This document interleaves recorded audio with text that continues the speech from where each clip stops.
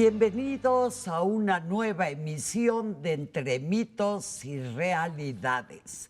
Nos comprometimos a seguir con el tema de los sismos y para ello contamos de nuevo con nuestros dos especialistas.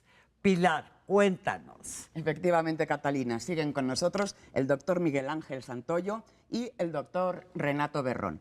Estábamos en el primer programa, nos habíamos quedado en las medidas de seguridad. ¿Qué hacer cuando está temblando? Nos estaba explicando el triángulo de la vida, doctor Renato. Sí, justamente es de idea que se está recomendando en todos los programas de protección civil para que de alguna forma, si llegase a pasar, que Dios no lo quiera, un colapso de una edificación, nosotros nos encontremos en un lugar donde, debido a que los muebles fuertes, generen un triángulo, un espacio, y que ahí pueda caber un ser humano, ¿no? Entonces, esta es la idea, un poco... Pero a ver, un poquito más detallado, ¿cómo hacemos ese triángulo? Bueno, se ha explicado gráficamente, esto lo podemos ver en algunos videos. De hecho, ha habido hasta experimentos en este sentido, como una losa cae y hay un mueble muy fuerte, que podríamos decir... Una cómoda, una mesa fuerte... Una cajonera alargada. Bueno, normalmente debe de haber algo que permita que la losa caiga sobre esa cómoda y genere justamente un espacio. Donde te puedas cobijar. Un agujero. Un agujero donde finalmente ahí ha sobrevivido mucha gente en otras experiencias, justo en el 85. En estos puntos fueron donde se localizaron mucha gente, en estos especies de espacios, de triángulos de vida. Porque antes se decía que en el quicio de las puertas, ¿no? Pero eso por lo visto no, ¿no? Es muy relativo eso, ¿no? ¿Por qué? Porque habría que conocer con toda precisión la estructura, el tipo de estructura. Quizás para unas edificaciones es muy seguro, como usted dice, el quicio de la puerta, pero para otras no tanto, ¿no? Dicen, por ejemplo, en el caso de las escaleras, ¿no? Y tenemos fotos que pueden comprobar lo que en un momento voy a decir. Dicen que es la parte más difícil. Sin embargo, hay fotos de el multifamiliar Juárez en 1985 que colapsó y lo único que quedó en pie fueron las escaleras. Entonces es muy relativo hacer esas afirmaciones, que las escaleras es la parte más difícil. Pero yo considero que lo que sí está más que probado es estos espacios de vida, estos espacios que quedan entre pues, los muebles, la estructura colapsada, y que ahí es donde puede en un momento dado sobrevivir alguna persona. Porque entonces, doctor Renato Berrón, nos estás diciendo que no hay ningún lugar seguro, que más bien hacerte tú un lugar seguro. Sí, porque hacer una recomendación tan general es muy aventurado, ¿no? O sea, no podemos hacer decir que para esta estructura, esta es la parte segura que vamos a hablar, los quicios de la puerta. Es muy relativo. Yo considero que, en todo caso, si alguien quiere saber cuál es la parte más segura de su casa, pues que llame a un especialista, que sea un diseñador de estructuras y que analice en este sentido la edificación para que pues, pueda dar una recomendación al respecto, ¿no? Pero considero que lo que sí es muy valioso es que uno defina estos triángulos de la vida. Miguel Ángel, ¿estás de acuerdo con ello? ¿Qué nos dice la física respecto a esto? ¿Sí hay posibilidad de encontrar sitios más seguros que otros dentro de los edificios? Sí, claro, por supuesto.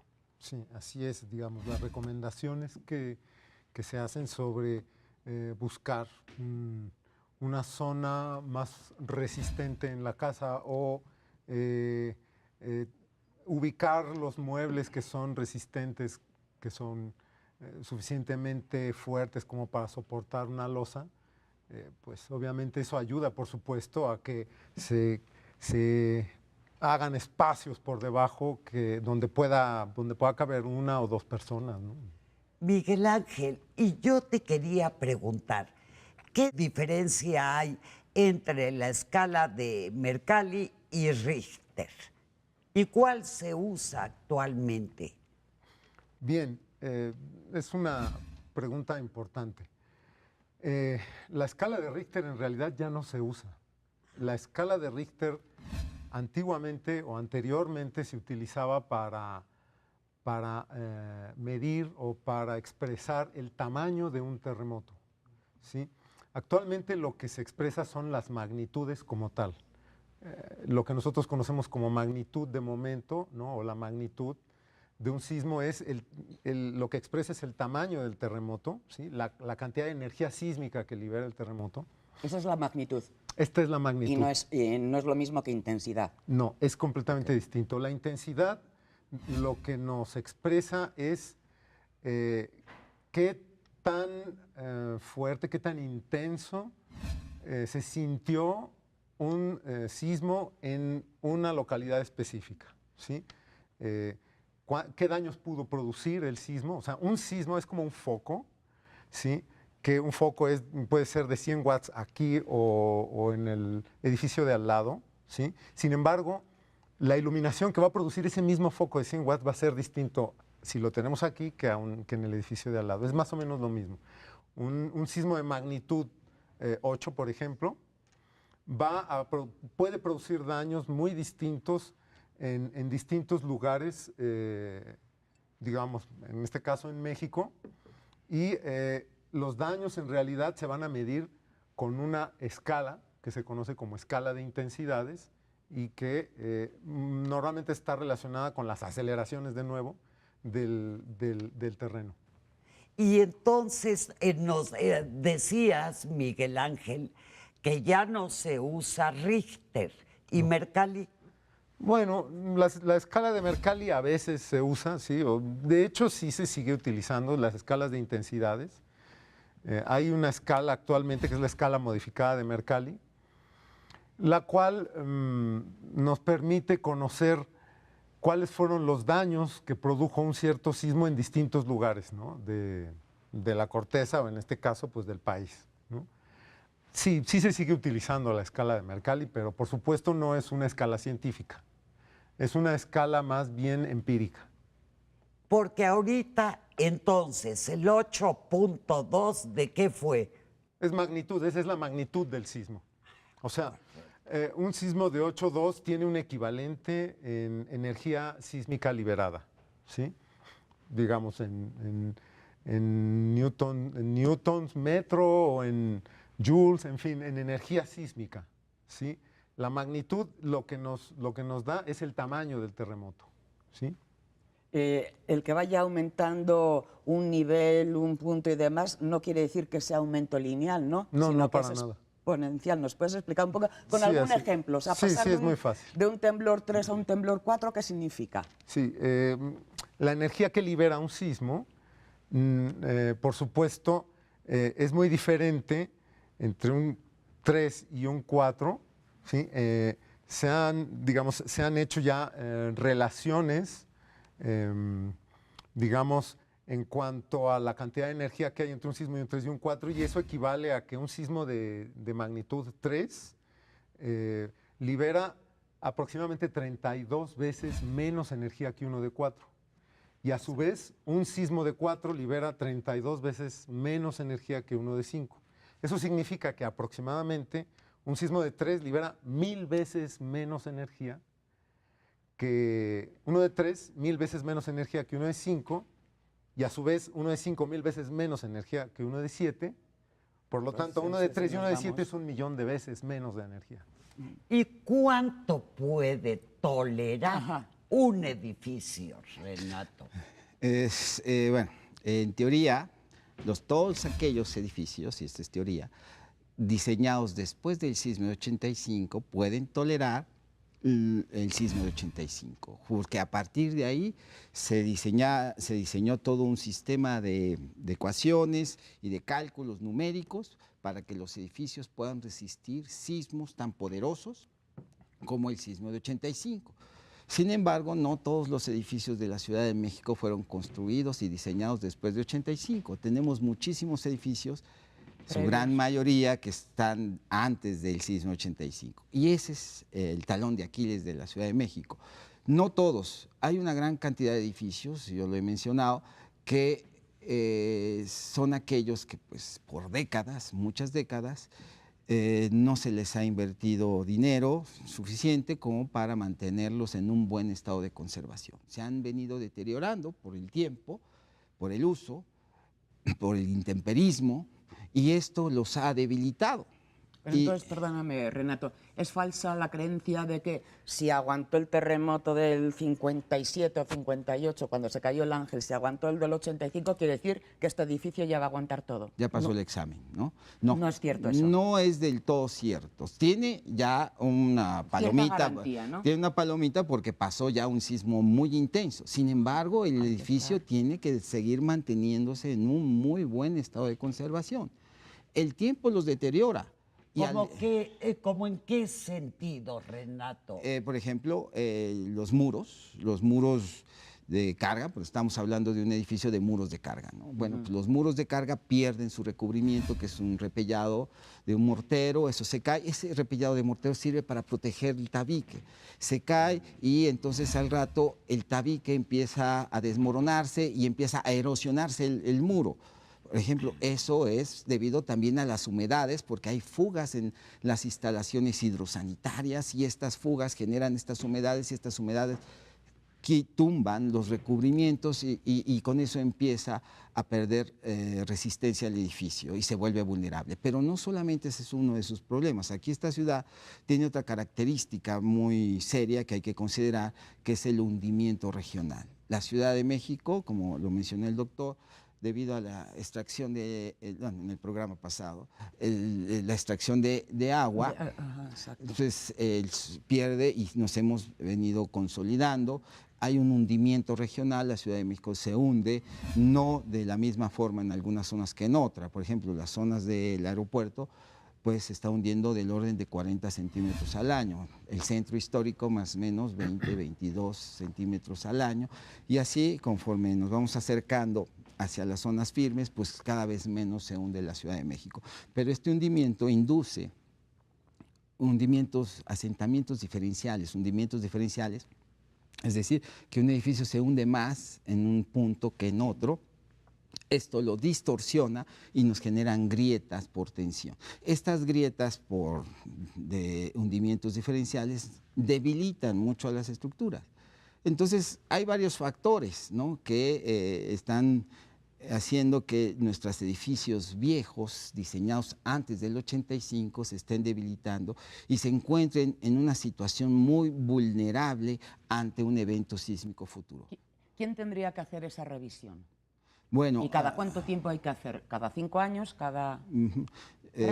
Bueno, yo siempre he dicho que el primer revisor del edificio somos nosotros, o sea, los que vivimos dentro del edificio, somos los que primero tenemos que detectarlo. Conocemos muy bien el edificio y sabemos cuando de repente apareció una grieta nueva, algo que no existía antes. Renato, perdona, nos están avisando que tenemos que hacer una muy breve pausa, pero regresamos inmediatamente.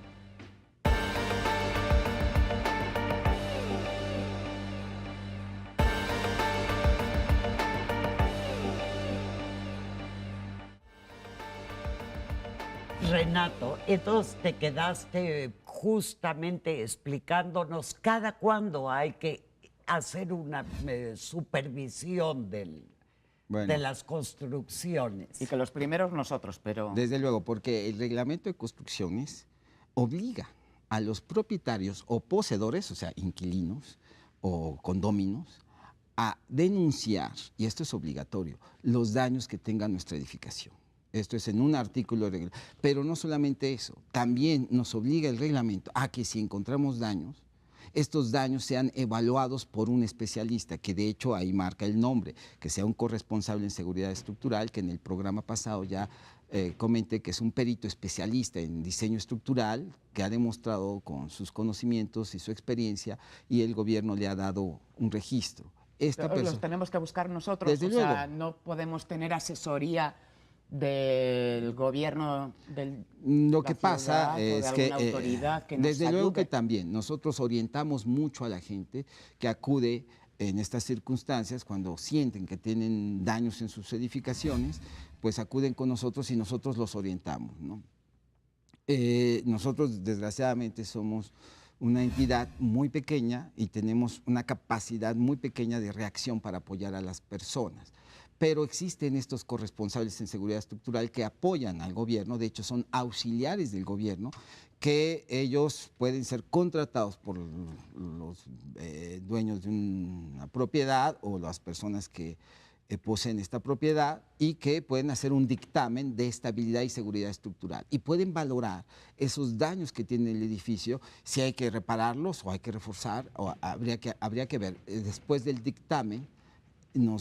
Tendría que haber una serie de recomendaciones y estarían también los propietarios o poseedores de los inmuebles obligados a hacer las reparaciones pertinentes. Miguel Ángel, todas las réplicas que tenemos constantemente después de que hay un sismo grande, más los temblores normales que nos dijiste en el primer programa que había, ¿cómo afectan? ¿Afectan a los edificios también? O sea, aunque no nos vayamos dando cuenta, ¿o no? ¿O esas se consideran que simplemente son meros asentamientos?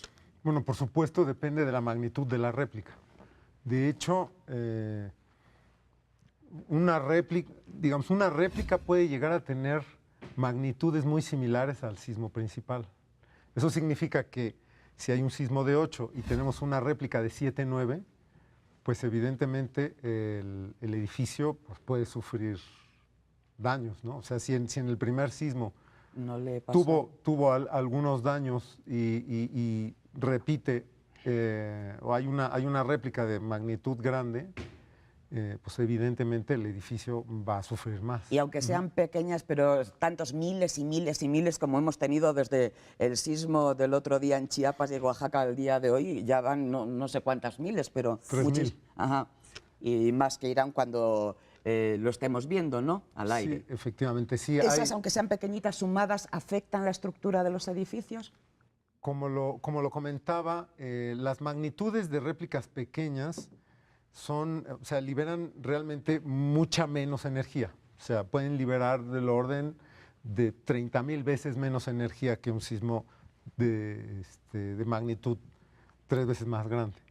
Entonces, en general, las réplicas pequeñas tienen pocos efectos, ¿no? O pueden tener pocos efectos en las edificaciones. El problema son las réplicas grandes, ¿no? Renato, pero aquí hay otro problema. Tú compras de buena voluntad pues, un departamento. ¿Cómo sabes si efectivamente los materiales de construcción, el proyecto, etcétera, cumple con los requisitos? Bueno, sí es difícil para los compradores de un edificio si no tienen los conocimientos de diseño estructural, saber si el edificio estuvo bien diseñado, ¿no? Pero normalmente lo menos que podemos exigirle al propietario del inmueble que nos está vendiendo un departamento es pedirle los planos, no solamente estructurales, que son los que nos sirven, sino también hay que pedirle el estudio de mecánica de suelos. Nosotros, como dueños de un departamento, de un edificio, tenemos todo el derecho de tener los planos estructurales, el estudio de mecánica de suelos, los planos arquitectónicos y algún quizás estudio de impacto ambiental, impacto urbano, algo adicional. Todo lo que el propietario debe de tener, porque todo eso lo metió a la delegación cuando tramitó la manifestación de construcción para poder Pero entonces, construir. como dice Catalina, hay veces que y compras de buena fe y no te lo quieren dar, vas a escriturar y te dan ahí 2 hojitas hechas así. Pero se pueden pedir en la delegación, ¿no? Respectiva, los planos, Desde por luego. ejemplo. Sí, la delegación Los debe- puedes pedir. La delegación debe de tener una copia, porque ahí fueron entregados. Pero muchas veces el mismo edificio en su proceso constructivo va sufriendo modificaciones Claro. y ya los planos que quedan en la delegación ya son obsoletos. Entonces, nosotros recomendamos mucho que la gente tenga bajo bien resguardo una serie de documentos importantes de su edificio, que son todos estos planos muy importantes, porque el día de mañana, si algo pasa, Dios no lo quiera, pero si algo pasa en el edificio, tenemos esos documentos que sirven para hacer una revisión numérica profunda. No es lo mismo una inspección ocular en un edificio que hacer una revisión numérica profunda con la ayuda de un programa en la computadora donde nos va a permitir conocer a fondo el comportamiento del edificio y sus capacidades de resistencia. Miguel Ángel, los sismos de más intensidad, ¿cuáles han sido en el mundo? Porque creo que ha habido hasta de 9.5 grados. Con esa progresión geométrica, ¿significa que es cuántas veces mayor que el de 8.2? ¿Y estamos preparados para eso o nos vamos a hundir?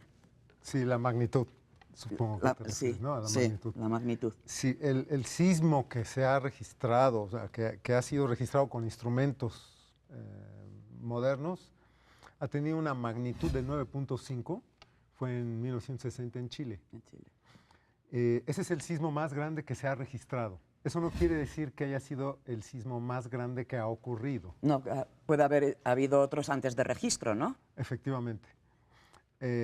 Y pues como lo comentaba antes, este sismo de 9.5 pues es aproximadamente 50 veces más grande o 60 veces más grande que el sismo que hemos tenido en Chiapas. Aún así, el sismo de Chiapas, pues como hemos visto, ha sido muy dañino, ¿no? Porque la magnitud es grande. O sea, un sismo de 8.2 es el sismo más grande que hemos tenido en México, junto con un sismo que hubo en 1932 en Jalisco. ¿De cuánto fue el de Jalisco? También de 8.2. ¿Y qué hacer? O sea, para eso no, si no tenemos preparado nada, porque no sabemos, ¿no? 9.5 no sabemos qué va a significar eso. Bueno, de alguna forma, el reglamento de construcciones, como bien decía, toma el último registro, sí, que sería, por ejemplo, para la Ciudad de México, el sismo de 85. Y a partir de ahí empiezan todos los cálculos y diseños que se van a hacer para los edificios y que, pues, supuestamente tienen que resistir un sismo como el de 85. Pero adicionalmente a eso, hay factores de seguridad, factores de carga, como le llamamos, factores de resistencia, que combinados a las condiciones sísmicas, pues seguramente nos da una sobreresistencia adicional, una reserva de resistencia, que esto nos puede llevar a poder resistir sismos más allá que el del 85. Eso es teoría, ¿no? Pero falta que se haya diseñado bien, que no haya habido omisiones, malas interpretaciones, errores del reglamento. Falta que haya habido... Estamos muy acostumbrados a veces, por desgracia, ¿no? Sí, y falta que y sobre todo nuestro punto más delicado es la construcción. Debido a que las construcciones a veces no llevan una adecuada supervisión y entonces hay muchos errores. Esto evidentemente hace que los factores de reducción de resistencia o los factores de carga pues empiecen a aplicarse, ¿no? Los materiales, Renato, como También. ocurrió en el 85. 85. Sí, hay muchos errores que salieron a la luz en el 85. Por ejemplo, las columnas de concreto, ¿no? Por ejemplo, las columnas de concreto pues tienen sus refuerzos. Hay refuerzo que le llamamos nosotros refuerzo longitudinal y refuerzo transversal, que son una serie de anillos, les llamamos estribos, y se descubrió con el colapso de algunos edificios en el 85 que esos estribos, en vez de ponerlos a cada 15, a cada 10, a cada 20 máximo, pues se ponían a cada 50 centímetros. Eso es un error de diseño, ¿no? Eso es algo que por el afán de ahorrar dinero, pues ponemos en riesgo y ponemos en riesgo a las personas y a la estabilidad del edificio. ¿Nos harías, Miguel Ángel, una conclusión de toda esta cuestión de los sismos? Sí, bueno, esencialmente que, como comentaba anteriormente, los sismos no se pueden predecir con el conocimiento científico actual y con la tecnología actual.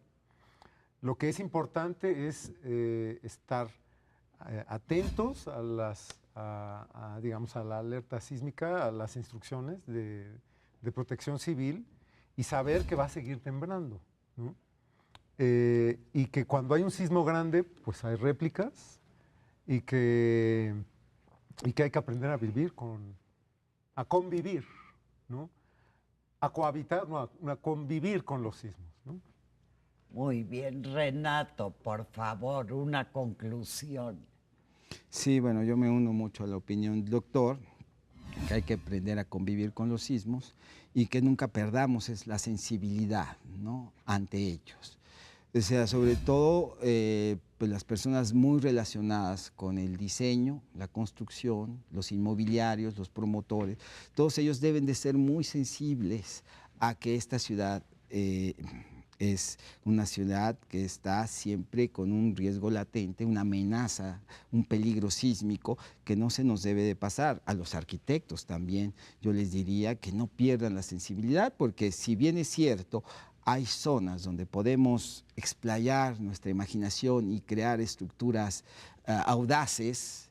Aquí en la Ciudad de México hay que ser hasta cierto punto menos ambicioso, porque en la Ciudad de México no podemos hacer como cosas que se hacen en Calatrava, allá en Barcelona, cosas de estilo, que son audaces, pero allá no tiembla y aquí sí. Entonces hay que limitarnos en ese aspecto. Y a la gente en general yo le comentaría que pues es importante que mantengamos nuestras viviendas en un buen estado de conservación, porque el hecho de que la vivienda se vaya deteriorando es como el carro. Si el carro lo dejamos caer y no les cambiamos su llanta, el aceite, todo, al rato el carro no funciona. Igual la vivienda, al rato la vivienda ante un evento sísmico de los que aquí vivimos, por ejemplo, quedó claro que ante nosotros tenemos una zona de subducción, como bien lo mencionó, que genera unos sismos muy poderosos, que un sismo bien poderoso en un lugar exacto como puede ser la costa de Guerrero, pues nos podría generar algo fatal aquí en la Ciudad de México. Gracias, doctor Renato. Gracias, doctor Miguel Ángel. Pues llegó el momento de despedirnos. Gracias a nuestros invitados otra vez por sus explicaciones y recomendaciones que más vale tomar en cuenta porque va a seguir temblando. Y a ustedes los invitamos a que nos sigan proponiendo sus temas de interés para tratarlos aquí, en Entre Mitos y Realidades. Nos vemos la próxima semana.